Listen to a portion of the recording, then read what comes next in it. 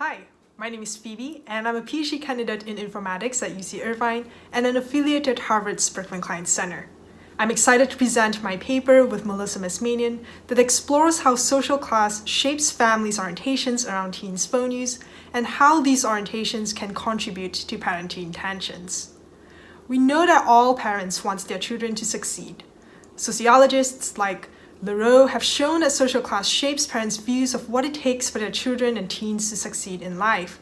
These views then affect how parents guide their teens. One of the most interesting emerging undercurrents in HCI and sociological scholarship is how social class shapes familial ideas about how smartphones promote or undermine teens' future prospects. Therefore, this paper explores the following research questions. First, how does parents' social class affect parents and teens' views of teens' phone use concerning their extracurricular and academic success? Second, do these class-based views affect parenting tensions around teens' smartphone use? If so, in what ways? To address these research questions, we conducted 30-minute interviews with 87 parenting dyads in California. We interviewed each parent and teen separately and in tandem to broadly explore the role of smartphones in everyday life. Our inductive analysis of the data suggests that all parents are invested in their teens' academic and extracurricular achievements because they view such achievements as integral to their teens' future success. However, parents from different social classes hold divergent ideas about how phone use should figure into teens' academic and extracurricular endeavors. Specifically, upper middle class parents often foster what we call an orientation towards scaffolded achievements. Parents with this orientation encourage teens to use their phones to ask social networks for academic and extracurricular assistance. On the other hand, many working-class parents describe embracing what we call an orientation toward empowered self-sufficiency. As such, they instruct their teens to use their phones to explore their interests and work through homework problems independently. In our data, most upper-middle-class teens and their parents align in their orientation towards scaffolded achievements. Margaret's quote illustrates how parenting tensions can happen.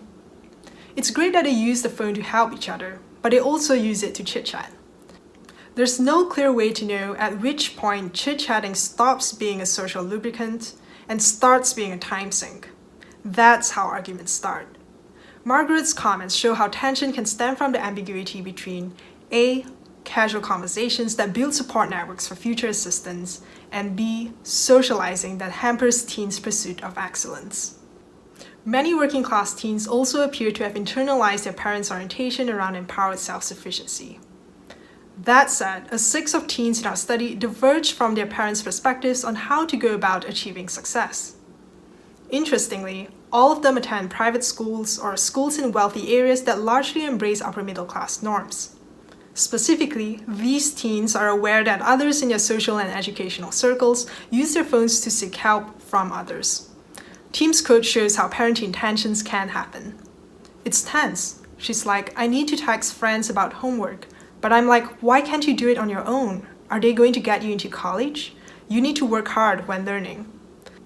Tim's comments illustrate that parenting tensions can happen if the teen chooses to enact upper-middle-class help-seeking norms and the parent views that as being lazy or harming their teen's future prospects.